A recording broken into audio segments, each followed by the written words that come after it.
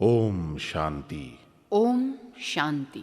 प्रजापिता ब्रह्मा के तन में अवतरित होकर स्वयं निराकार परमात्मा ने जो अमूल्य विश्व कल्याणी महावाक्य उच्चारे, उसी के आधार पर प्रजापिता ब्रह्मा कुमारी ईश्वरीय विश्वविद्यालय प्रस्तुत कर रहा है विश्व का अंतिम सत्य तथा भारत की प्राचीन दैवी संस्कृति का साक्षात्कार कराने वाला एक आध्यात्मिक महानाट्य सत्य महाभारत।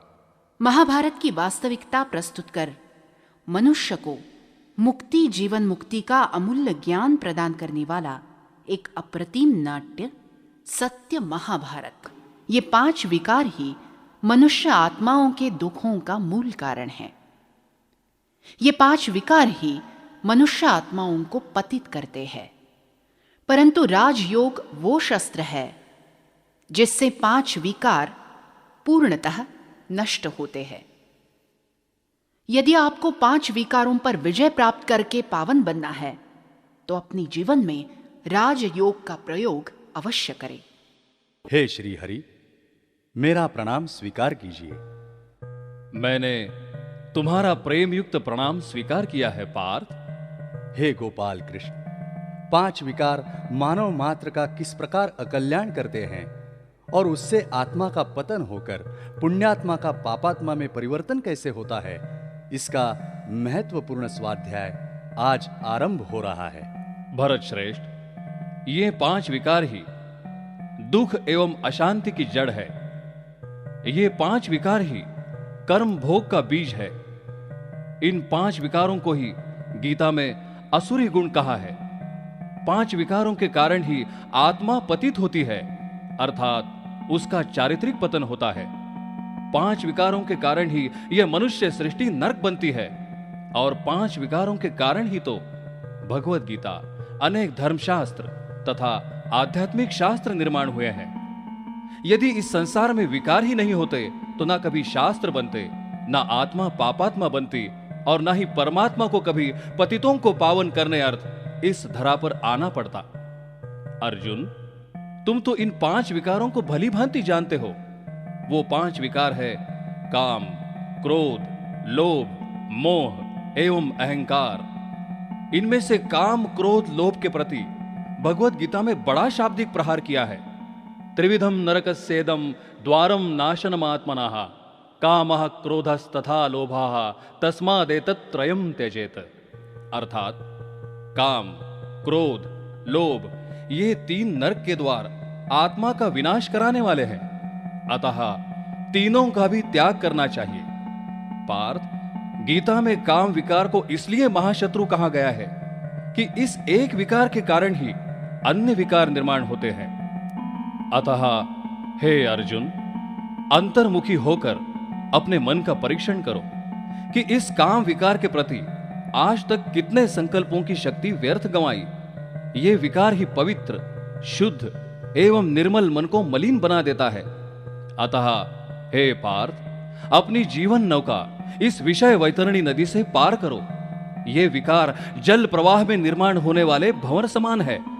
इसमें एक बार मानव फंस गया तो उससे मुक्त होना कठिन है। यदि इस भंवर को तोड़ना है तो उसका शस्त्र है अलौकिक दृष्टि, अर्थात तुम्हें सभी को अलौकिक तथा आत्मिक दृष्टि से देखना है। हे महावीर, इस एक काम विकार को, इस महाशत्रु को तुम नष्ट करोगे तो बाकी समस्त विकार नष्ट करना सहज है। क्या विचार कर रहे हो पार्थ? केशव, केशव, मैं इस विकार का त्याग कैसे करूं? यह तो गृहस्थियों का प्रथम धर्म है, तो प्रथम कर्तव्य भी है। जिस विकार को मैंने अभी तक अपना जीवन साथी समझा, उसे ही नष्ट कर दूं? नहीं केशव, नहीं। इस विकार का त्याग करना मेरे लिए कठिन है। यदि समस्त गृहस्थी मनुष्य इस विकार का त्याग करेंगे तो हे ऋषिकेश, यह मनुष्य सृष्टि एक दिन समाप्त हो जाएगी। इस पर मैंने पहले ही विचार किया है।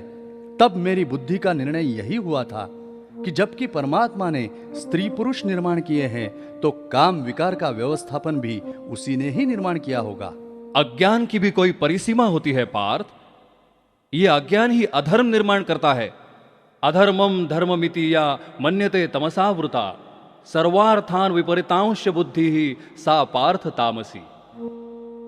अर्थात, हे पार्थ, जो बुद्धि अधर्म को धर्म मानती है, अर्थ का अनर्थ कराती है, वो बुद्धि तमोगुणी है।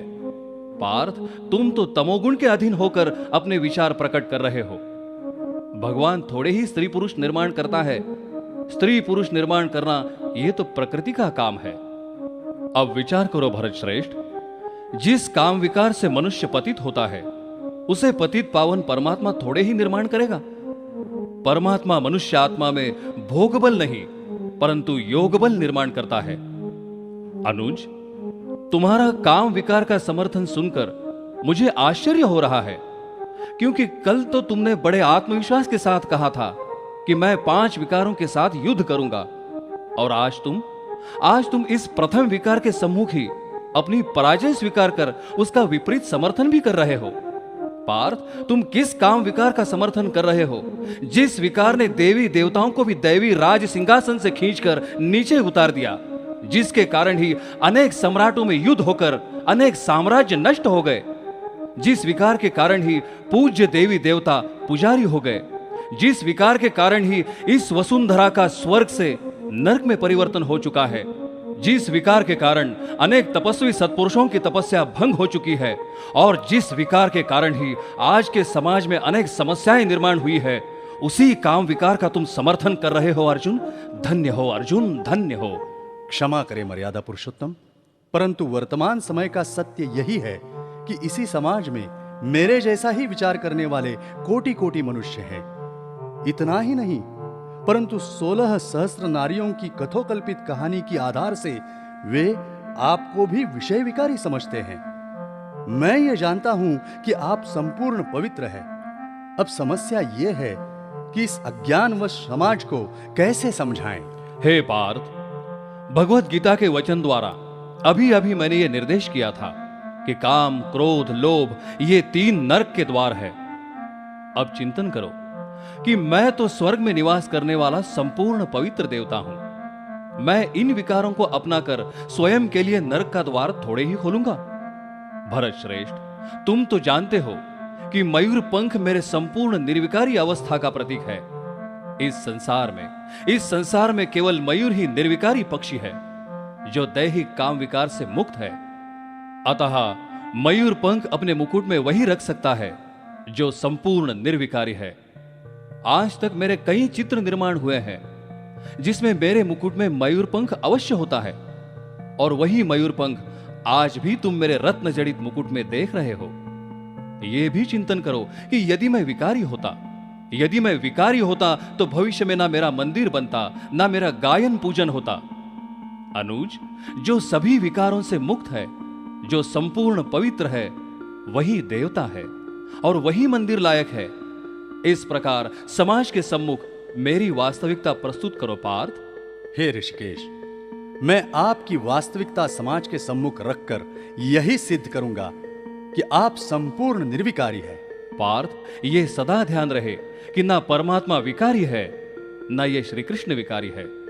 भरत श्रेष्ठ, विकारी तो आज का संसार बन चुका है, और उसे ही संपूर्ण पवित्र बनाने अर्थ परमात्मा अवतरित हुआ है। यदि इस संसार को संपूर्ण पवित्र बनाना है, तो प्रथमतः तुम इस काम विकार को नष्ट करके स्वयं पवित्र बनो पार्थ। हे वासुदेव, ये काम विकार कहां से और कैसे निर्माण होता है? इंद्रियाणि मनोबुद्धि ही अस्याधिष्ठान मुच्यते एतैर्विमोहत्येष ज्ञानमावृत्य देहिनम तस्मात् त्वम् इंद्रियाण्यादौ नियम्य भरतर्षभ पापमानं प्रजहि ह्यनम ज्ञान विज्ञान नाशनम। अर्थात ऐसा कहा जाता है कि इंद्रिया, मन एवं बुद्धि काम विकार के निवास स्थान है। जब इस स्थान से काम को आश्रय प्राप्त होता है, तब ये काम ज्ञान को आच्छादित करके जीवात्मा को मोहित करता है। अतः हे भरत श्रेष्ठ, प्रथमतः इंद्रियों को नियंत्रित करके ज्ञान एवं विज्ञान का नाश करने वाले इस महापापी काम को अवश्य ही बलपूर्वक नष्ट करो। पार्थ, यदि काम विकार को अंश वंश सहित नष्ट करना है, तो उसके लिए आवश्यक है देहाभिमान के वृत्ति में परिवर्तन कर आत्माभिमानी वृत्ति निर्माण करना। और उसके लिए दृष्टि का परिवर्तन अति आवश्यक है। देखो अर्जुन, दृष्टि नहीं बदलेगी तो वृत्ति भी नहीं बदलेगी, क्योंकि वृत्ति का आधार दृष्टि है और दृष्टि का आधार वृत्ति है। यदि हम एक ही परमात्मा की संतान है तो पारलौकिक दृष्टिकोण एवं आत्म स्वरूप में हम सभी एक दूसरे के भ्राता है अनुज। अतः लौकिक संबंध में रहते हुए भी हमें एक दूसरे के अविनाशी संबंध एवं अविनाशी आत्म स्वरूप को ही देखना है। हे ऋषिकेश, प्रतिदिवस भिन्न भिन्न प्रकार के व्यक्ति संपर्क में आते हैं। उन सभी को आत्म स्वरूप में देखना बड़ा कठिन कर्म है। पार्थ, तुम्हारी आत्मिक दृष्टि का अभ्यास इतना उच्च प्रति का होना चाहिए कि यदि तुम्हारे सम्मुख कोई सुंदर स्त्री और कोई मलिन व्यक्ति भी आए तो तुम्हारे मन में ना काम विकार उत्पन्न हो और ना ही घृणा। अनुज, आत्मा रूपी हीरा सुंदर पेटिका में हो अथवा मलिन वस्त्र में, हीरा तो हीरा ही है। अतः तुम्हें केवल हीरे समान आत्मा को ही देखना है। यही दृष्टि काम के वृत्ति को ही नष्ट कर देती है। हे महावीर, स्वयं का देह और अन्य आत्माओं का देह ही माया की निर्मिति का प्रथम स्थान है। वही काम और मोह को उत्पन्न करता है। अतः हे पार्थ, इस स्वमान की कभी विस्मृति ना हो कि मुझ आत्मा के पिता परमात्मा पवित्रता के सागर है और मैं आत्मा पवित्र स्वरूप हूं। यही स्वमान तुम्हें काम विकार से मुक्त करेगा। यही स्वमान तुम्हारा जीवन पवित्र करेगा। हे पद्मनाभ, मुझे अपना जीवन पवित्र करना ही है, परंतु इस शरीर का अल्प मात्रा में क्यों ना हो, आकर्षण रहता ही है। अनुज, तुमने दीप पात्र तो अवश्य देखा होगा। जब दीप पात्र में ज्योत होती है तो केवल ज्योत ही दिखाई देती है, परंतु ज्योत जब बुझती है तो केवल मिट्टी का दीप पात्र ही दिखाई देता है। उसी प्रकार यदि मन में देह अभिमान की मिट्टी है तो केवल ये देह रूपी पात्र ही दिखाई देता है। अतः तुम्हें इस देह रूपी पात्र के साथ आत्म ज्योति को अवश्य देखना है। यदि आत्मज्ञान प्राप्त होने के उपरांत भी शरीर का आकर्षण शेष है तो उसके लिए आवश्यक है योग साधना। योग साधना से शरीर का आकर्षण नष्ट होकर आत्मा को केवल परमात्मा का आकर्षण निर्माण होता है। पार्थ, जिसे परमात्मा का आकर्षण है उसे और कौन आकर्षित कर सकता है? शरीर तो एक मिट्टी का या अस्थि मांस का पुतला है। यदि शरीर का यह चर्म कवच निकल जाए तो तुम इसे देखना भी पसंद नहीं करोगे। अतः शरीर का आकर्षण सदा के लिए नष्ट करो भरत श्रेष्ठ, सदा के लिए नष्ट करो। हे श्री हरि, आपने ठीक ही कहा। यह शरीर मिट्टी का पुतला है और हमें देह रूपी मिट्टी को नहीं परंतु आत्मा रूपी चैतन्य ज्योति को ही देखना है। मैं अवश्य ही उस ज्योति को देखने का अभ्यास करूंगा। अनुज, शरीर तो केवल कर्म करने का साधन है। ज्ञानी वो है जो साधन से नहीं परंतु साधक से अर्थात आत्मा से प्रेम करता है। हे पार्थ, काम विकार पर विजय प्राप्त करने से ही तुम जगतजित एवं मायाजित बन जाओगे। निस्संदेह ये काम विकार केवल तुम्हारा ही शत्रु नहीं परंतु समस्त मनुष्य सृष्टि का भी शत्रु है। काम एषा क्रोध एषा रजो गुण समुद्भवाः महाशनो महापापमा विद्धयेन मिह वैरिणम। अर्थात रजोगुण से उत्पन्न होने वाले काम और क्रोध ही सभी पापों की जड़ है। वही इस जगत के सर्वभक्षक महापापी शत्रु है। परंतु इन महापापी शत्रुओं को नष्ट करना है तो उसके लिए पहला शस्त्र है ज्ञान और दूसरा शस्त्र है योग। योग से कर्मेंद्रिया मन, बुद्धि, दृष्टि, वृत्ति शीतल और शांत हो जाती है। इंद्रियों का आकर्षण सदा के लिए नष्ट होता है। राजयोग से ही आत्मा में आदि अनादि स्मृतियां जागृत होती है। आत्मा में सामर्थ्य आता है। ज्ञान और योग वो प्रकाश है जिससे विकार रूपी अंधकार सदा के लिए नष्ट होता है। पार्थ, योगी बनने के लिए कई वर्ष लगते हैं परंतु योगी से भोगी बनने के लिए एक क्षण भी पर्याप्त होता है और माया भी उसी क्षण की प्रतीक्षा करती है। भरत श्रेष्ठ, आत्मा का पतन सहज है। उसके लिए कोई पुरुषार्थ नहीं, कोई पुरुषार्थ नहीं। पुरुषार्थ तो उद्धार के लिए किया जाता है और उद्धार के लिए आवश्यक है निर्विकारी एवं पवित्र जीवन। पवित्र होने के उपरांत पवित्रता स्वप्न में भी खंडित ना हो। क्योंकि संपूर्ण निर्विकारी यही तुम्हारा आदि रूप है, यही तुम्हारा संपन्न देवता रूप है, यही तुम्हारा पूज्य रूप है पार्थ, यही तुम्हारा पूज्य रूप है। हे राधा रमण, मैं प्रतिज्ञा करता हूं, काम जैसे महाशत्रु को नष्ट कर मैं मन वचन कर्म से पवित्र बनूंगा। हे पद्मनाभ, अब मुझे अपने आदि स्वरूप की स्मृति आई है। मेरा वो दिव्य आदि स्वरूप मुझे पुनः प्राप्त करना है, और इस प्राप्ति में सबसे बड़ा व्यत्यय काम विकार का है। मैं निश्चित रूप से काम विकार पर विजय प्राप्त करूंगा। हे केशव, इस काम विकार के उपरांत उस महाभयंकर क्रोध का नाम आता है। ऐसी कितनी कहानियां मैंने सुनी हैं जिसमें बड़े बड़े ऋषि मुनि भी क्रोधवश होकर शापवाणी उच्चारते हैं। तो क्रोध पर विजय प्राप्त करना कोई सहज पुरुषार्थ नहीं है। हे महावीर, समर्थ स्मृति से आत्मा में सामर्थ्य निर्माण होता है।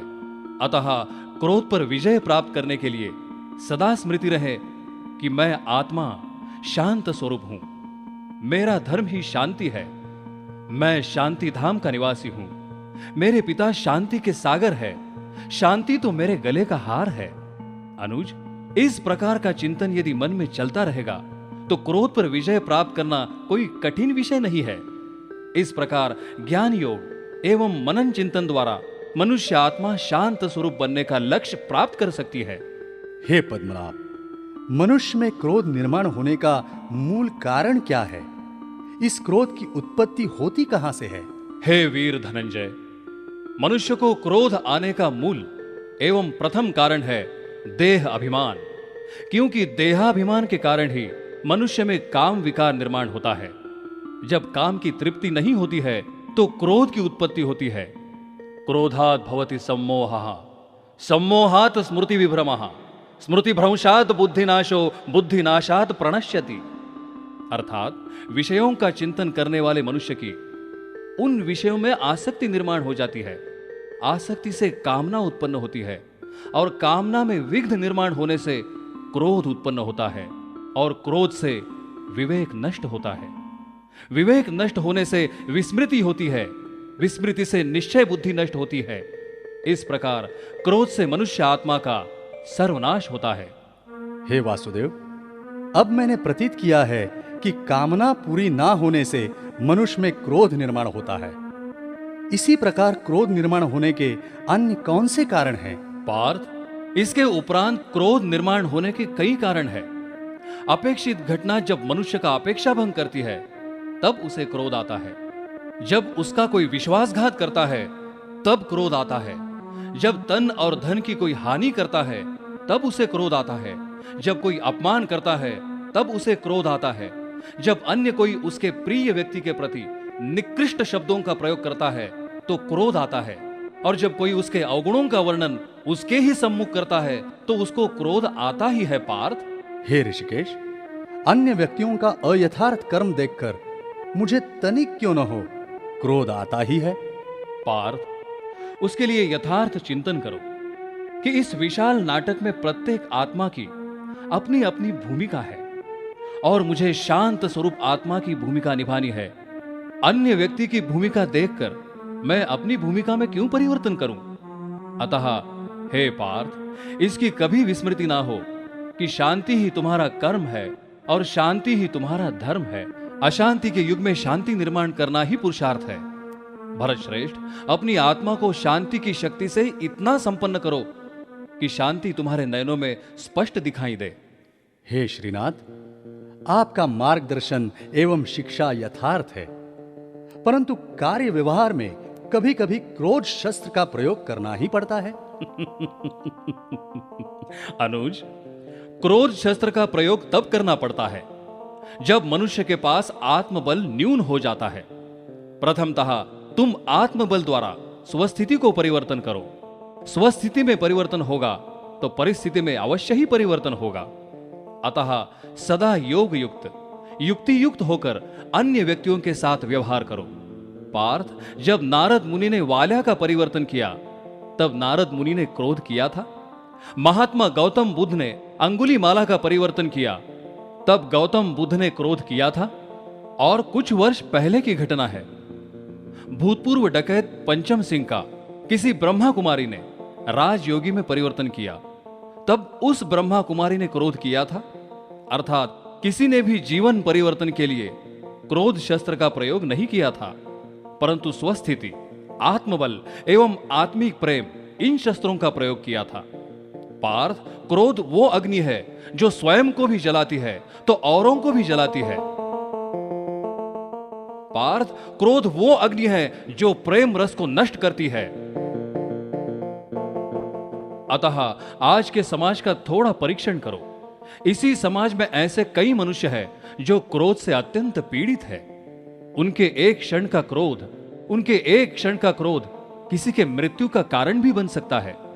भरत श्रेष्ठ, क्या यह सत्य नहीं है कि आज तक क्रोध के कारण अनेकों की मृत्यु हो चुकी है?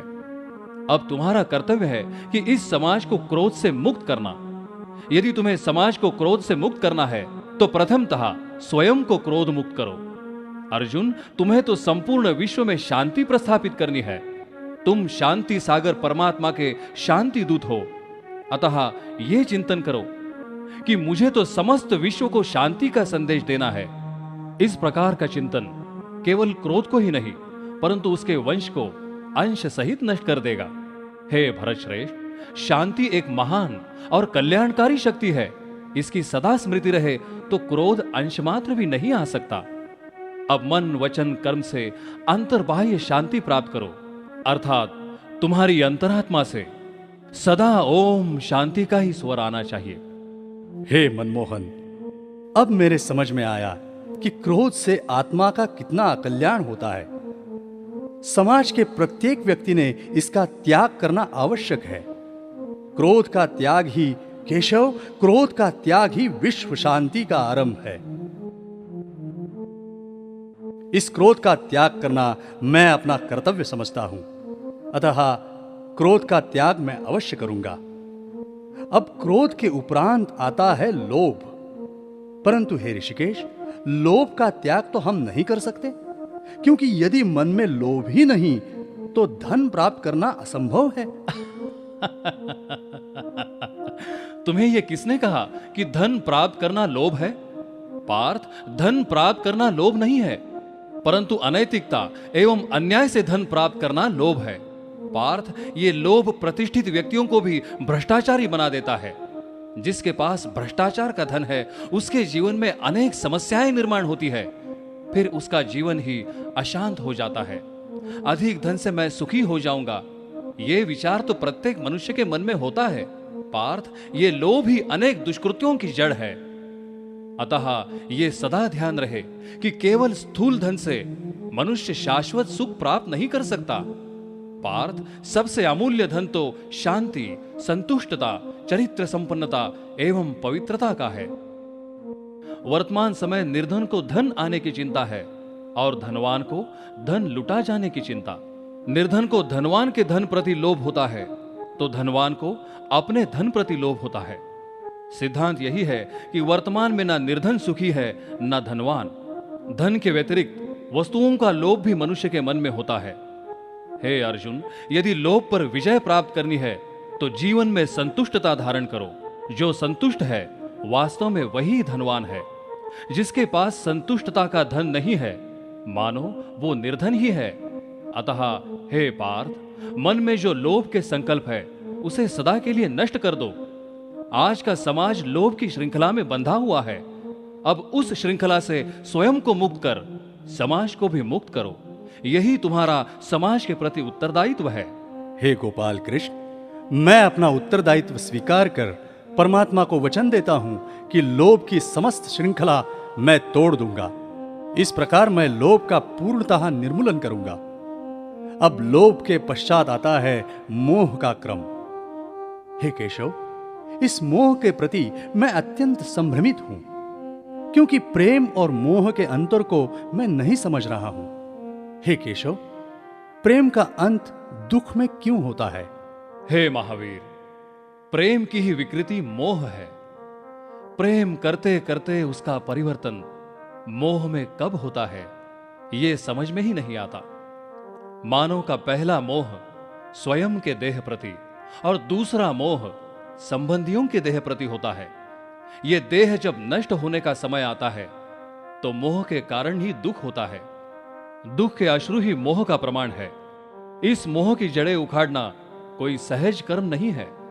अर्जुन, जन्म के उपरांत मृत्यु ये तो अटल एवं चिरंतन सत्य है जिसे कोई नहीं टाल सकता। जिस प्रकार वृक्ष को पहले फूल लगता है, फूल का फल बनता, और एक ना एक दिन ऐसा आता है जो फल को वृक्ष से अलग होना ही पड़ता है। देहिनोस्मिन् यथा देहे कौमारम यौवनम जरा तथा देहांतर प्राप्तिर् धीरस्तत्र न मुह्यति। जिस प्रकार बाल अवस्था, युवावस्था एवं वृद्ध अवस्था जीवात्मा को प्राप्त होती है, उसी प्रकार उसे एक देह नष्ट होने के पश्चात दूसरा देह अवश्य प्राप्त होता है। अतः इस विषय में ज्ञानी एवं धैर्यवत पुरुष कभी भी मोहवश नहीं होता, क्योंकि वो जानता है जन्म मृत्यु तो प्राकृतिक स्थित्यंतर है। अतः किसी के भी मृत्यु के उपरांत मनुष्य ने दुखी नहीं होना चाहिए। वास्तव में हम सभी अमरनाथ की अमर संतान है। हे अर्जुन, ना तुम्हारा विनाश होता है ना मेरा विनाश होता है। विनाश तो इस जड़ शरीर का होता है।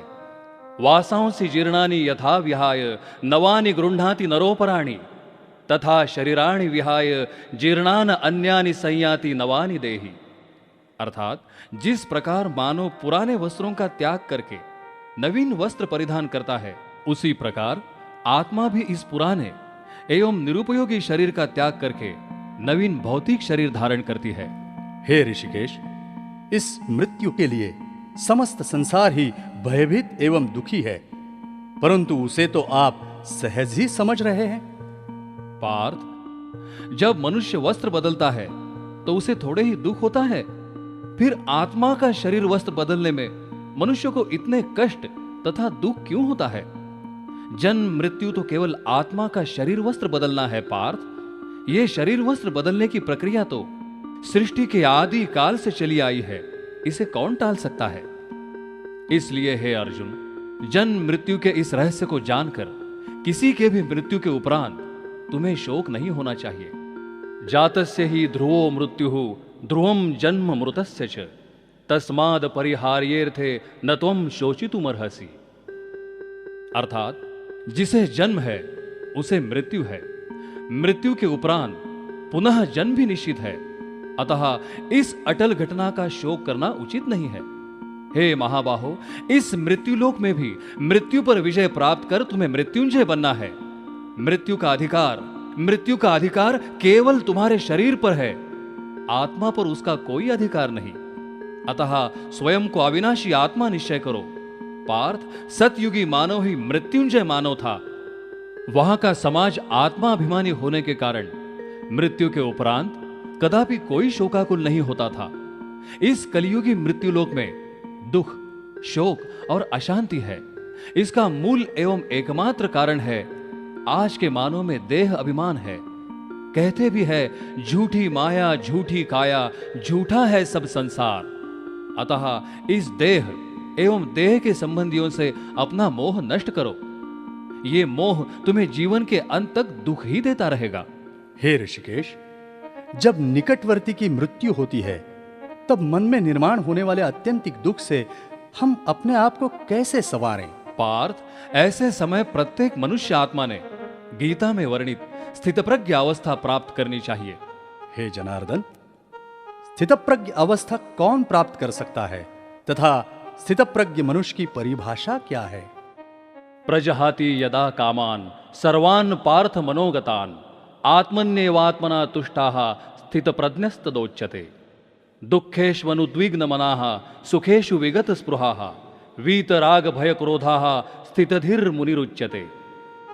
हे अर्जुन, जब मनुष्य संपूर्ण कामनाओं का त्याग कर देता है एवं सदा संतुष्ट रहता है, जिसे दुखों की प्राप्ति होने पर भी मन में कभी उद्वेग नहीं होता और सुखों की प्राप्ति में जो सर्वथा निष्प्रिय है, जिसके राग, भय तथा क्रोध नष्ट हो चुके हैं, ऐसे मुनि को स्थितप्रज्ञ कहा जाता है।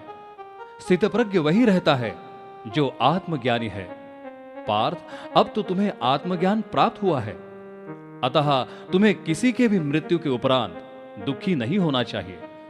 प्रत्येक व्यक्ति चिंतन करे कि यह दुख भरा संसार निर्माण करने में मैं कितना निमित्त हूं। अतः हे अर्जुन, मोह और मोह से निर्माण होने वाले दुख को सदा के लिए विदाई दो। नहीं मनमोहन, यह विदाई देना बहुत कठिन है, क्योंकि जब किसी की अल्प आयु में ही मृत्यु होती है तो दुख होना स्वाभाविक है। देखो अनुज, जब कोई आत्मा अपने शरीर का परित्याग करती है तो इतना ही समझना है कि उस आत्मा का अन्य आत्माओं के साथ जितने समय संबंध था उतने ही समय वो आत्मा साथ रहने वाली है। पार्थ, किसका साथी कितने समय साथ देगा, ये तो इस अशाश्वत संसार में कहना कठिन है। जैसे नाटक में जिसका काम पूरा होता है वो अभिनेता रंगमंच से प्रस्थान करता है। अतः मन को यही समझाना है कि पृथ्वी के इस विशाल रंगमंच पर एक विशाल नाटक है। इस नाटक की प्रत्येक घटना, प्रत्येक दृश्य पूर्व नियोजित है। उसे कोई भी नहीं टाल सकता पार्थ, कोई भी टाल नहीं सकता। परंतु जो इस नाटक का यथार्थ ज्ञान प्राप्त करता है तो दुख अंशमात्र भी नहीं रहता। ज्ञानी वही है जो जीवन में निर्माण होने वाली प्रत्येक घटना को आनंद से स्वीकार करता है। और मुझे विश्वास है कि तुम भी जीवन की प्रत्येक घटना को आनंद से स्वीकार करोगे। पार्थ, मैं तो तुम्हें भिन्न परिस्थिति में अचल, अडोल एवं स्थितप्रज्ञ देखना चाहता हूं। परंतु यह स्थिति तब बन सकती है जब मोह का मन से निर्मूलन होगा। हे पद्मनाभ, प्रत्येक मनुष्य का अपने पत्नी और संतानों के प्रति अल्प मात्रा में मोह होता ही है। पार्थ, जिस क्षण इस शरीर का परित्याग होता है उसी क्षण समस्त लौकिक संबंध नष्ट होते हैं। उसके उपरांत कोई किसी का नहीं होता पार्थ, कोई किसी का नहीं होता। अतः निकाल दो अपने मन से ये मोह के अंश और वंश। आत्मज्ञान और आत्माभिमान ही मोह की जड़ें उखाड़कर फेंक देता है और देह अभिमान आध्यात्मिक प्राप्ति को वंचित कर देता है। देह अभिमान ही आत्मा में मोह उत्पन्न करता है। अनुज, मेरे भी देह को तुम्हें नहीं देखना है। यदि देह को देखोगे तो दैहिक संबंध की स्मृति आएगी। इस श्री कृष्ण का सर्वोत्तम सुंदर शरीर जो तुम देख रहे हो, इसे भी तो एक न एक दिन नष्ट होना ही है। परंतु हे पार्थ, शरीर से भी कई गुना सुंदर है शरीर में निवास करने वाली आत्मा। वही नित्य है, शाश्वत है, अविनाशी है, चिरंतन है। अतः मेरे इस शरीर को देखते हुए भी आत्मज्ञान के नेत्र से तुम्हें चैतन्य ज्योति को ही देखना है। आत्मज्ञान से मृत्यु का भय सदा के लिए नष्ट होता है। आत्मज्ञान ही आत्मा को नष्टो मोहा बना सकता है। आत्मज्ञान ही आदि अनादि स्मृति को जागृत करता है। हे मनमोहन, मैं इस मोह को अवश्य ही नष्ट करूंगा, क्योंकि यही मोह अंतिम समय मुझे अपने श्रेष्ठ स्थिति एवं श्रेष्ठ प्रारब्ध से वंचित करने वाला है। यही मोह मेरे उद्धार में बाधक हो सकता है। हे मर्यादा पुरुषोत्तम, अभी अभी आपने कहा कि आत्मज्ञान आदि अनादि स्मृति को जागृत करता है, परंतु मैं ये नहीं जानता कि आदि अनादि स्मृति किसे कहते हैं। सुनो धनंजय, मनुष्य सृष्टि के प्रारंभ में मनुष्य जब प्रथम जन्म प्राप्त करता है तब वो सर्वगुण संपन्न, संपूर्ण पवित्र, पूजन योग्य तथा गायन योग्य देवता होता है। यही है उसका आदि रूप। और इस साकार सृष्टि में देह धारण करने के पूर्व मनुष्य आत्मा ब्रह्मलोक में परमात्मा समान देह रहित ज्योतिर्बिंदु प्रकाश स्वरूप में होती है। यही है आत्मा का अनादि एवं शाश्वत रूप। हे अर्जुन, इन दो स्वरूप की स्मृति देना ही भगवत गीता का मूल उद्देश्य है। केवल इन दो स्वरूप की स्मृति से ही आत्मा संपूर्ण नष्टो मोहा बन सकती है। अतः गीता में भी कहा है, नष्टो मोहा स्मृतिर्लब्धा त्वत् प्रसादान्मया अच्युत। अर्थात हे अच्युत, अब मेरा मोह नष्ट हो चुका है। आपकी कृपा से मुझे पुनर्स्मृति प्राप्त हुई है। हे वीर धनंजय, ये दिव्य स्मृति तब आ सकती है जब मोह का पूर्णतः निर्मूलन होगा। मोह का निर्मूलन करना यही गीता का मुख्य उद्देश्य है। इस उद्देश्य को बुद्धि में रखते हुए आत्मज्ञान, योग बल एवं आदि अनादि स्मृति द्वारा तुम्हें नष्टो मोहा बनना ही है। पार्थ, जो संपूर्ण मोह को नष्ट करता है वो भविष्य में मोहन बनकर खुशी की बांसुरी बजाएगा। वही संपूर्ण निर्विकारी देवता बनेगा, वही सतयुगी दैवी स्वराज्य का अधिकारी बनेगा। अतः हे गुड़ाकेशा, अब अपना मोह नष्ट कर मन की बांसुरी से सदा सुख शांति, आनंद एवं प्रेम के स्वर निर्माण करते रहो। हे विश्व नरेश, आपका नाम मोहन क्यों प्रचलित हुआ, ये आज मेरी समझ में आया। आपकी परिणामकारक अमृतवाणी सुनते सुनते ही मेरा बहुतांश मोह नष्ट हो चुका है।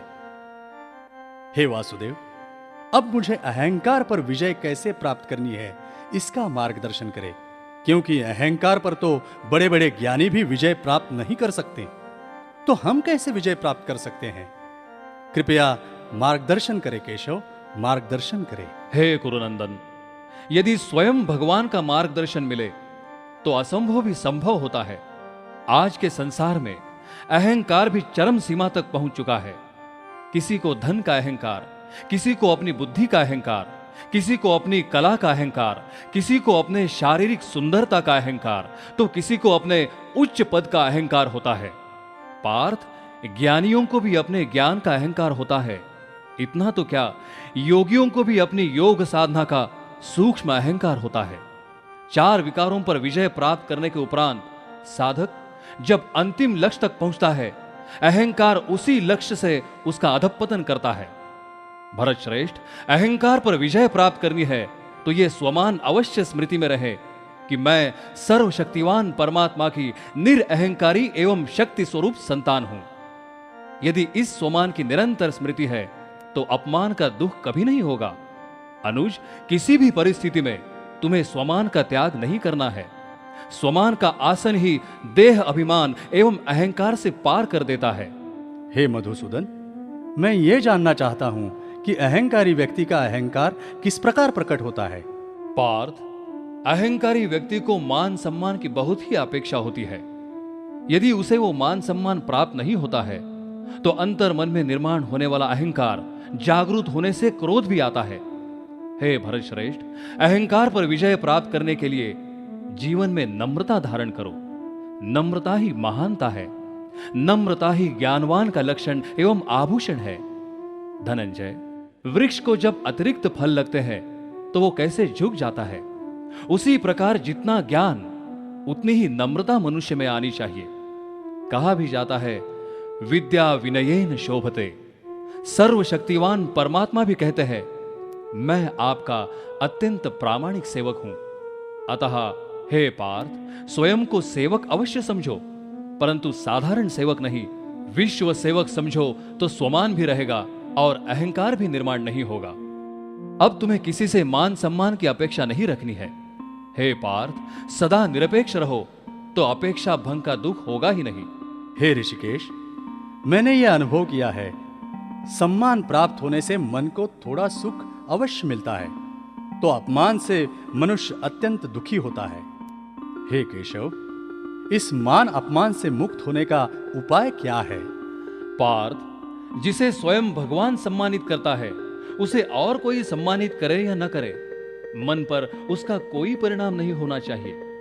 अंतिम चिंतन यही रहे कि इस विशाल नाटक में मेरी भूमिका निरअहंकारी बनने की है, परंतु यह भूमिका यथार्थ निभानी है तो एक बात मैं अवश्य ही कहना चाहता हूं कि भले ही तुम्हारे पास तन, मन, धन, वैभव, बुद्धि, ज्ञान सब कुछ परिपूर्ण है, तुम्हारे विचार उच्च प्रतीक है, समाज में तुम्हारा स्थान भी ऊंचा है, परंतु तुम्हारे संपर्क में आने वाला कोई भी व्यक्ति यह अनुभव ना करे कि तुम्हें किसी बात का अहंकार हो चुका है और तुम साधारण आत्मा को कनिष्ठ समझकर व्यवहार कर रहे हो।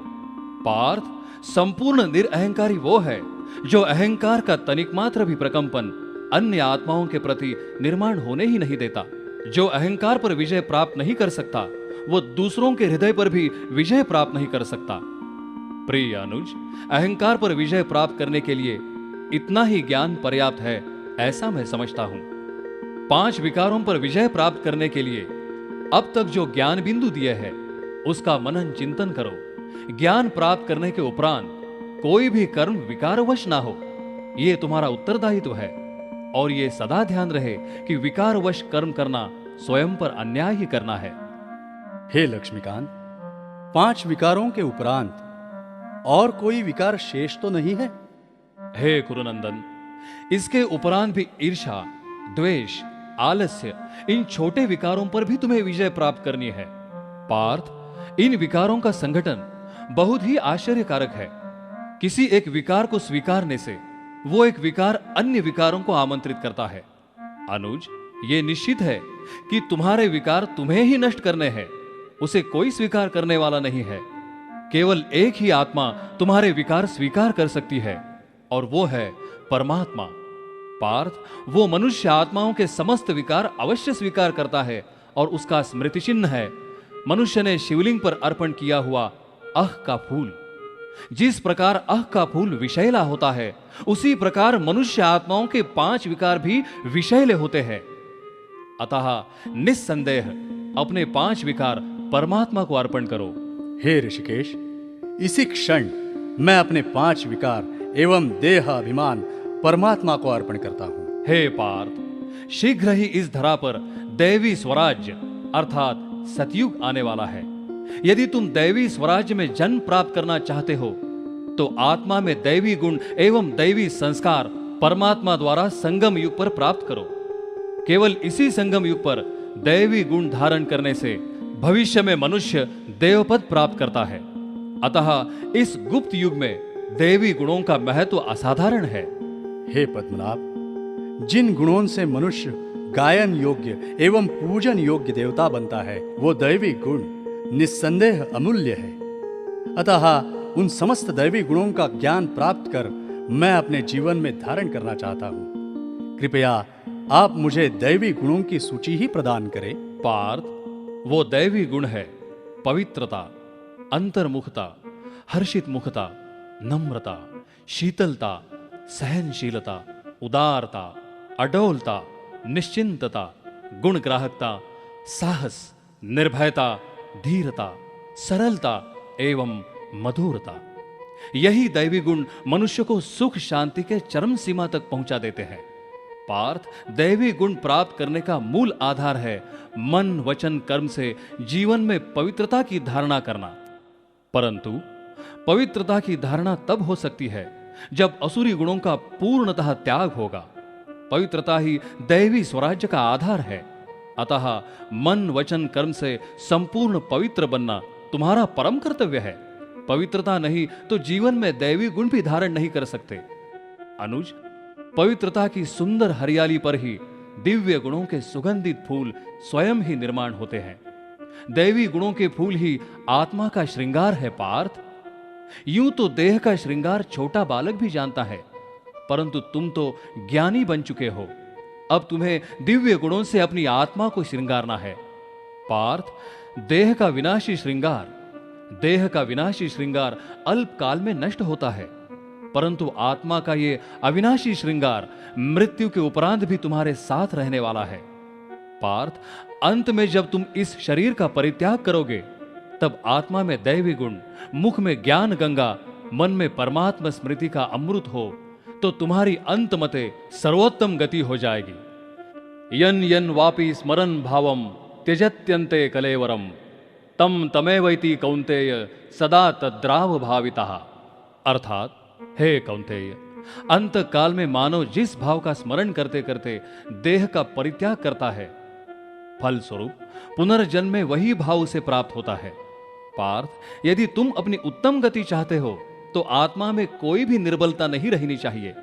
जिस प्रकार निर्बल शरीर का श्रृंगार निष्फल होता है, उसी प्रकार यदि आत्मा में आत्मबल ना हो, तो उसका श्रृंगार भी निष्फल होता है। अतः दैवी गुणों के साथ आत्मा को अष्ट शक्तियों से संपन्न करना आवश्यक है, क्योंकि अष्ट शक्ति से ही आत्मा शक्तिशाली एवं परिपूर्ण अवस्था प्राप्त कर सकती है। अष्ट शक्तियां ही आत्मा की वास्तविक सुरक्षा है। हे राधा रमण, मैं उन अष्टशक्तियों का ज्ञान ग्रहण करना चाहता हूं, क्योंकि मुझे अपनी आत्मा की शक्तिशाली अवस्था प्राप्त करनी है। यह शक्तिशाली अवस्था ही मुझे सदा योगयुक्त बनाने में सहाय करेगी। अतः अष्टशक्तियों का स्वाध्याय आरंभ करे केशव। अनुज, पहली शक्ति है सहन करने की शक्ति। जैसे सहनशीलता गुण है, वैसे वो शक्ति भी है। उस वृक्ष को देखो पार्थ। इस मार्ग से जाने वाले यात्री वृक्ष के छांव में बैठते हैं। वे फल प्राप्त करने हेतु वृक्ष को कंकड़ भी मारते हैं, परंतु वृक्ष की यही विशेषता होती है कि कंकड़ का आघात सहन करने के पश्चात भी वो यात्री से प्रेम ही करता है। और उसका प्रमाण है वृक्ष ने यात्री को दिया हुआ मधुर फल। पार्थ, वृक्ष के भांति अजात शत्रु योगी की भी यही अवस्था होती है।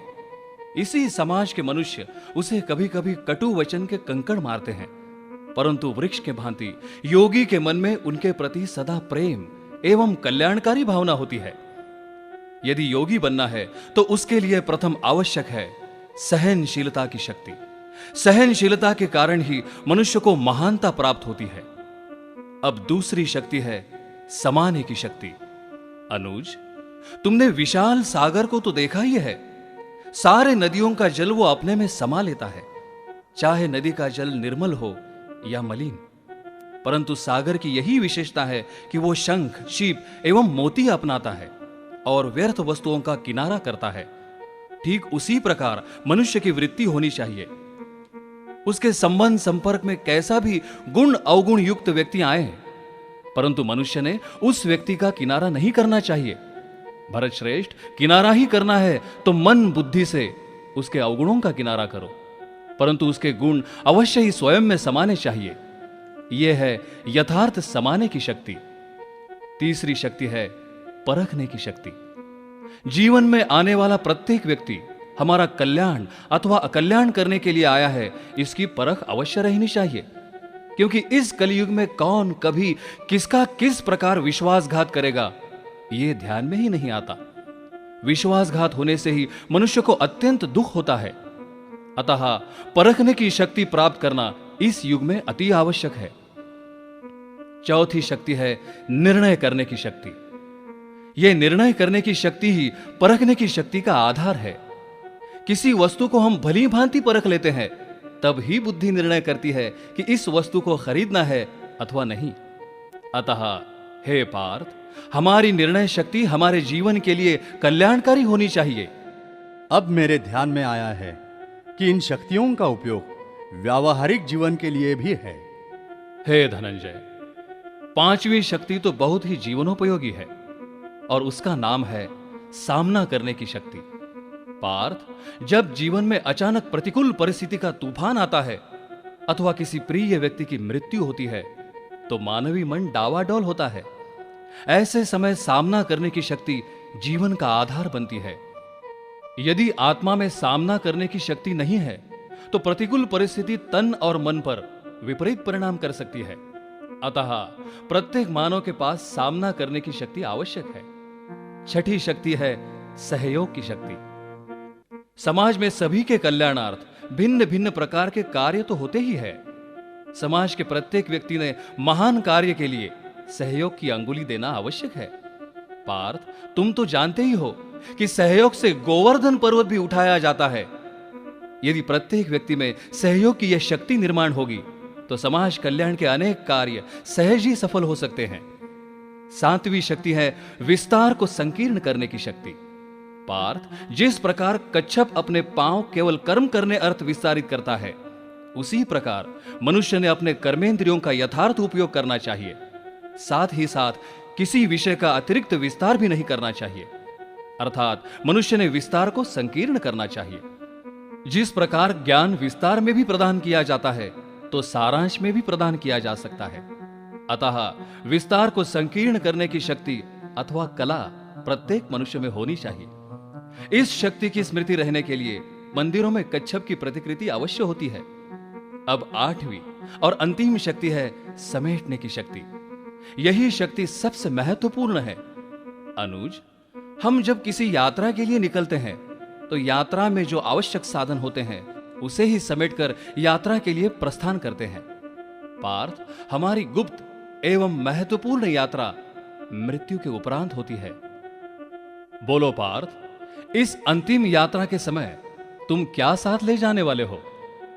अनुज, इस प्रश्न का उत्तर तुम दे सकते हो? केशव, यह बड़ा विचित्र प्रश्न है। इसका उत्तर देना कठिन है, क्योंकि इस यात्रा के समय ये देह भी साथ में आने वाला नहीं है। हे जनार्दन, आप ही इस प्रश्न का उत्तर दीजिए।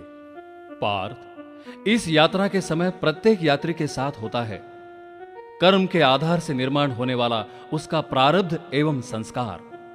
अनुज, अंतिम यात्रा का प्रबंध अभी से ही करो, क्योंकि तुम्हें समेटना है श्रेष्ठ कर्म के आधार से निर्माण होने वाला श्रेष्ठ दैवी प्रारब्ध एवं दैवी संस्कार। ऐसा दैवी प्रारब्ध एवं दैवी संस्कार इस विश्व में बहुत ही अल्प आत्माओं के भाग्य में होता है। मैं जानता हूं, वर्तमान समय समाज में तमोगुण की परिसीमा हो चुकी है, परंतु उसी समाज को सतोगुण में परिवर्तन करना यह तुम्हारे लिए समय की ललकार है पार्थ। हे मर्यादा पुरुषोत्तम, वर्तमान समय भिन्न भिन्न प्रकार की आत्माएं इस समाज में मैं देख रहा हूं, परंतु कौन सी आत्मा में सतोगुण है अथवा कौन सी आत्मा में तमोगुण है, इसका परीक्षण करना कठिन है। नहीं भरत श्रेष्ठ, इसका परीक्षण करना तो बहुत ही सहज है। आत्मा अपने कर्मेंद्रियों द्वारा कर्म करती है, इसी के आधार पर हम ये प्रतीत कर सकते हैं कि कौन सी आत्मा में तमोगुण है एवं कौन सी आत्मा में सतोगुण है। पार्थ, मानव का कर्म ही उसके गुणों का दर्पण है। मानव के हाथ किसी को मृत्यु दे सकते हैं, तो वही हाथ जीवन दान भी दे सकते हैं। नयन भ्रष्ट कर्म भी देख सकते हैं, तो श्रेष्ठ कर्म भी देख सकते हैं। ये कान परनिंदा श्रवण कर सकते हैं, तो आध्यात्मिक प्रवचन भी श्रवण कर सकते हैं। मुख कटु वचन बोलता है, तो यही मुख वरदान भी दे सकता है। मनुष्य के पांव मदिरा प्राशन करने के लिए कहीं जा सकते हैं, तो किसी आश्रम की ओर भी जा सकते हैं। आत्मा अपने कर्मेंद्रियों को किस प्रकार की आज्ञा देती है, इसी के आधार पर ही सतोगुण अथवा तमोगुण निर्माण होता है। पार्थ, हम यह भी परीक्षण कर सकते हैं कि मनुष्य का मन प्रभु चिंतन करता है अथवा विषय विकारों का चिंतन। ऐसी ही बुद्धि कोई आत्मघात की निर्णय देती है अथवा आत्मोन्नति का निर्णय देती है। इन समस्त स्थूल और सूक्ष्म कर्म के आधार से ही सतो रजो तमो इन गुणों का निर्माण होता है। अर्जुन, ये सदा ध्यान रहे कि तमो गुण से असुरी संस्कृति, तो सतो गुण से दैवी संस्कृति निर्माण होती है। यदि तुम्हें दैवी कुल में जन्म प्राप्त करना है एवं दैवी स्वराज्य का अधिकारी बनना है, तो पार्थ, पहले अपने कर्मेंद्रियों पर, अपने मन बुद्धि पर राज्य करो। जो व्यक्ति अपने कर्मेंद्रियों पर तथा मन बुद्धि पर राज्य करता है, वही भविष्य में उच्च कोटि का प्रशासक बनता है। यही चक्रवर्ती राजा बनने का गुह्य रहस्य है पार्थ, यही चक्रवर्ती राजा बनने का गुह्य रहस्य है। पार्थ, इसकी विस्मृति कभी ना हो कि यह शरीर रथ है एवं इस रथ को चलाने वाली आत्मा रथी है। अर्थात तुम्हें कर्मेंद्रियों के अधीन नहीं होना है, परंतु राजा बनकर कर्मेंद्रियों रूपी अश्वों को नियंत्रित कर उन्हें आत्मोन्नति के मार्ग पर चलाना है। इस प्रकार कर्मेंद्रियों को अपने वश में रखो। जितना तुम अपने कर्मेंद्रियों को वश में रखोगे, उतनी ही आत्मा सतो प्रधान होगी और तुम्हें अवश्य ही आत्मदर्शन होगा।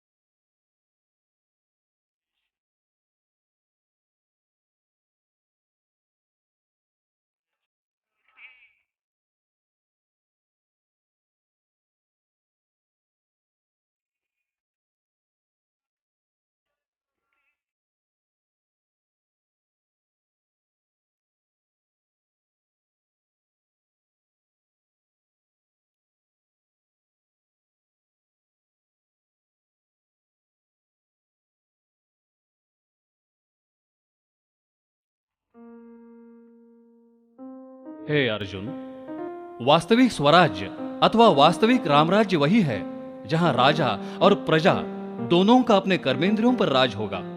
यह परिभाषा सर्वशक्तिमान परमात्मा की है, जो इस भारत भूमि पर दैवी स्वराज्य स्थापन कर रहा है। पार्थ, दैवी स्वराज्य तब स्थापन होगा जब असुरी गुणों का अर्थात तमोगुण का अंत होगा। वर्तमान समय तमोगुण के कारण ही समाज में कई कठिन परिस्थितियां निर्माण हुई है, परंतु भयभीत होकर पलायन ना करो, उसका निवारण करो। उसके लिए आवश्यक है हिम्मत और साहस। पार्थ, जो हिम्मत हारता है वो सब कुछ हारता है, सब कुछ हारता है। ये हार इसलिए होती है श्रीनाथ कि कठिन परिस्थिति का निवारण करते समय कभी कभी समाज साथ नहीं देता, कई व्यक्तियों का कड़ा विरोध होता है, कई प्रतिकूल परिस्थितियां निर्माण होती है। भरत श्रेष्ठ, प्रतिकूल परिस्थिति का निवारण कैसे करना है, इसका आदर्श इतिहास में अवश्य है। ऐसे कई महान पुरुष हैं जिन्हें अपना लक्ष्य प्राप्त करने के लिए परिस्थिति ने साथ नहीं दिया था। समाज ने कड़ा विरोध किया तथा समय भी उन्हें साथ नहीं दे रहा था, परंतु हिम्मत, साहस एवं दृढ़ निश्चय के आधार पर उन्होंने अपना लक्ष्य प्राप्त किया।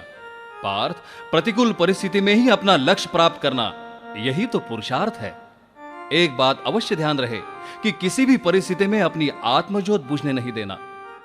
पार्थ, आत्मज्योत प्रज्वलित होने के लिए ज्ञान घृत के साथ दैवी गुण एवं अष्ट शक्तियों से आत्मा को संपन्न करोगे तो सतोगुण का प्रकाश निखर आएगा। आत्मा की ज्योत और ही प्रज्वलित होगी, आत्मा शक्तिशाली होगी, आत्मा को सुख शांति युक्त जीवन का अधिकार प्राप्त होगा।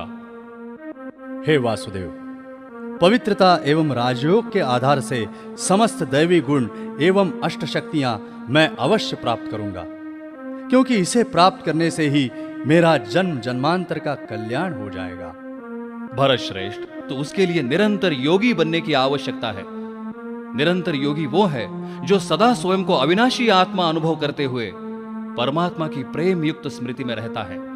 जब मन में लगन है तो मगन अवस्था सहज ही प्राप्त हो सकती है, और वो अवस्था प्राप्त करने के लिए अभी स्वयं का मन उस एक परमात्मा में लगाओ। केशव, केशव, ये मन तो सबसे चंचल है, इसे परमात्मा के स्मृति में सदा स्थिर करना अत्यंत कठिन है। इंद्रियाणाम हि चरताम यन मनोनुविधीयते तदस्य हरति प्रज्ञाम वायुर्नावमिवाम्भसि। अर्थात जिस प्रकार वायु नाव को खींच लेती है, उसी प्रकार विषयों में विचलित हुई इंद्रियां मनुष्य का मन खींच लेती है। अतः हे अर्जुन, अपने मन को स्थिर करो। हे केशव, इस चंचल मन को स्थिर करने का उपाय क्या है? कैसे इस मन को स्थिर करें? अर्जुन, यदि मन को स्थिर करना है तो तुम प्रथमतः अपनी बुद्धि को स्थिर करो। बुद्धि स्थिर करने से मन स्वयं ही स्थिर हो जाएगा। हे मधुसूदन, स्थिर बुद्धि का लक्षण कौन सा है, अथवा किसकी बुद्धि को स्थिर बुद्धि कहना चाहिए? तस्मादस्य महाबाहो निगृहीतानि सर्वशः इंद्रियाणि इंद्रियार्थेभ्यः तस्य प्रज्ञा प्रतिष्ठिता। हे महाबाहो, इंद्रिय निग्रह करके जिसने इंद्रियों को अपनी वश में रखा है, ऐसे इंद्रियाजित मनुष्य की बुद्धि को ही स्थिर बुद्धि कहा जाता है। जिसकी मन बुद्धि स्थिर हो जाती है, वही सर्व संबंधों का रस परमात्मा से प्राप्त करता है। अतः तुम्हें सर्व संबंध एक परमात्मा से ही जोड़ने हैं। पार्थ, जब तुम योग साधना के लिए बैठोगे तो यही संकल्प बारंबार करो कि मैं अशरीरी ज्योति स्वरूप आत्मा हूं। योग में किसी भी देहधारी की स्मृति न आए, क्योंकि योग का अंतिम उद्देश्य है विदेही आत्मा का विदेही परमात्मा से मंगल मिलन होना। यदि यह मिलन साध्य हुआ तो परमात्मा से आने वाला प्रकाश प्राप्त करने से आत्मा को सर्वगुण एवं शक्तियां वरदान के रूप में प्राप्त होती है। यही राजयोग की अंतिम एवं श्रेष्ठ अवस्था है। यही संपूर्ण दैवी गुण तथा अष्ट शक्तियां प्राप्त करने की विधि है। हे पद्मनाभ, मैं इस अमूल्य राजयोग को अपने जीवन में सदा के लिए स्थान देना चाहता हूं। पार्थ, तुम्हें निरंतर योगी तो बनना ही है, परंतु विशेष शक्तिशाली योगाभ्यास तथा विश्व के प्रति योगदान प्रातःकाल के पूर्व किया जाता है, जिसे अमृत वेला कहते हैं। अतः कल से ही इस अमृत वेला में अपनी योग साधना आरंभ करो। अमृत वेले उठते ही अपने मन बुद्धि को समेटकर निस्वार्थ प्रेम से परमात्मा की स्मृति में बैठो। योग में अशरीरी अवस्था प्राप्त करना ही मुख्य पुरुषार्थ है। यदि विश्व कल्याण के लिए योगदान देना है तो योग में सूक्ष्म वायुरूप शरीर धारण कर विश्व के गोले पर बैठ जाओ। परमात्मा से प्राप्त होने वाला प्रकाश और शक्तियों के प्रकंपन समस्त विश्व को प्रदान करो। हे योगेश्वर अर्जुन, यहां का एक एक कण योग शक्ति से तुम्हें पावन करना है। 5 तत्वों को भी योगदान देकर उन्हें सतो प्रदान करना है। प्रत्येक कर्म तुम्हें परमात्मा की स्मृति में ही करना है। अर्थात तुम्हें बैठक योग के साथ कर्म योगी भी बनना है। भरत श्रेष्ठ, कर्म योगी को एक साथ 3 प्राप्तियां होती है। प्रथम प्राप्ति जन्म जन्मांतर के विकर्म भस्म होकर आत्मा पावन होती है। दूसरी प्राप्ति वर्तमान में श्रेष्ठ कर्म होता है, जिस कर्म से समस्त कर्म बंधन समाप्त होते हैं। तथा तीसरी प्राप्ति है भविष्य में श्रेष्ठ प्रारब्ध निर्माण होता है, अर्थात दैवी स्वराज्य का अधिकार प्राप्त होता है। अतः अमृत वेले की साधना समाप्त होने के पश्चात तुम्हें कर्मयोगी अवश्य बनना है, क्योंकि इस संसार में कर्मयोगी ही सर्वश्रेष्ठ योगी है। यस्त्विंद्रियाणि मनसा नियम्य आरभते अर्जुना, कर्मेन्द्रियैहि कर्मयोगम असक्तः सविष्यते। हे अर्जुन, अनासक्त होकर इंद्रियों को वश करके जो समस्त इंद्रियों द्वारा कर्मयोग का आचरण करता है वही श्रेष्ठ है। यदि तुम सर्वश्रेष्ठ योगी होना चाहते हो तो राजयोग का अभ्यास अवश्य करना। हे मधुसूदन, जिस प्रकार अनेक गुरुओं ने अनेक शिष्यों को साधना करने के लिए अनेक मंत्र दिए हैं, उसी प्रकार परमात्मा ने कौन सा मंत्र दिया है? उसने एक मंत्र अवश्य दिया है। ये मंत्र है मन मनाह भव, अर्थात मन ही मन मेरा स्मरण करो। मन मनाह भव, ये 2 शब्द ही परमात्म ज्ञान एवं राजयोग का सारांश है। राजयोग ही संसार के अनेक समस्याओं का अंतिम उपाय है। राजयोग ही मनुष्य जीवन को सरल, सत्य, तनाव मुक्त तथा आनंद युक्त करता है। राजयोग से ही समस्त दुखदायी बंधन नष्ट होते हैं। राजयोग ही जीवन मुक्ति का प्रथम आधार है। राजयोग से ही योगी को सर्वोच्च शिखर पर ले जाने वाली कर्मातीत अवस्था प्राप्त होती है। अर्थात इस विषय में कल का स्वाध्याय अत्यंत महत्वपूर्ण है। पार्थ, आत्मा की कर्मातीत एवं जीवन मुक्त अवस्था का ज्ञान ही परमात्मा द्वारा प्राप्त होने वाला संगम युग का अनमोल उपहार है। इस विषय में मैं इतना ही कथन करता हूं कि यह अवस्था कोई विरला ही प्राप्त कर सकता है। हे पद्मनाभ, मैं ये नहीं जानता कि आत्मा की कर्मातीत अवस्था कैसे होती है, परंतु मैं ये अवश्य अनुभव कर रहा हूं कि परमात्म ज्ञान का भंडार भिन्न भिन्न ज्ञान रत्नों से संपन्न है। आज का ये स्वाध्याय मुझे निर्विकारी होने के लिए अवश्य सहाय करेगा। ये एक एक स्वाध्याय ही भगवत गीता का एक एक अध्याय है केशव, एक एक अध्याय है। आज के इस स्वाध्याय के लिए मैं अत्यंत उपकृत हो चुका हूं।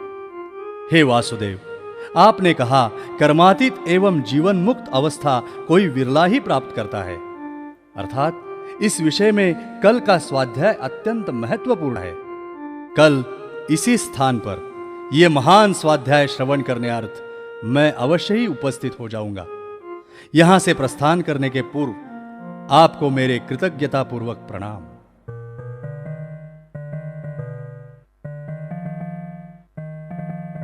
ओम शांति। इस भाग में आपने ये श्रवण किया कि 5 विकारों के कारण ही आज का ये संसार दुखी एवं अशांत हो चुका है। समाज में निर्माण होने वाली अनेक समस्याओं की जड़ 5 विकार ही है। इन्हीं 5 विकारों को गीता में असुरी गुण कहा गया है। उसका निर्मूलन करने का एकमात्र उपाय है आत्मा को दैवी गुणों से संपन्न करना। यदि आत्मा को अचल, अडोल एवं शक्तिशाली करना है तो राजयोग द्वारा 8 शक्तियां अवश्य प्राप्त करें। राजयोग ही स्वयं को, परिवार को, समाज को तथा समस्त विश्व को ही सुख शांति संपन्न करने का शाश्वत उपाय है। ओम शांति।